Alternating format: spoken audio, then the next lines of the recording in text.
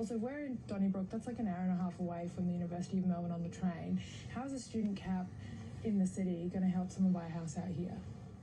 Well, a few points. Firstly, we have looked very closely at the way in which the agreements work between the government and the universities, and we can put requirements in because the Commonwealth obviously is the funder of the university.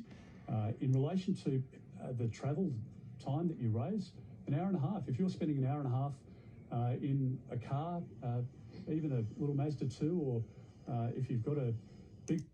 Who's driving to university?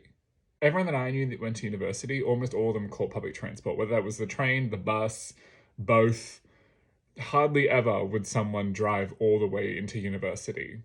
A sort of gas-guzzling car. Gas? Dave. Oh, he's gonna bring up his fucking petrol tax cut thing.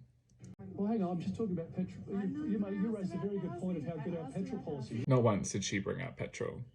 Not once did this reporter bring up petrol. She asked about how living far away from university and putting caps on universities help anyone buy a house who doesn't live near the university. In Peter Dutton's mind, international students are coming and swarming our capital cities and taking all of the available rental properties, and the reason why so many of us can't afford rent, and there's a reason why we're pushing up rent increases and why housing's unaffordable. That's in his mind, right? So this journalist is asking, why put a cap on a university?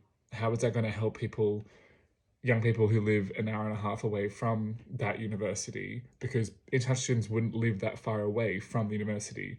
In addition to housing, students are buying houses. Where? Who? Whomst? What student is buying a house? What average student is buying a home while they're in the middle of studying?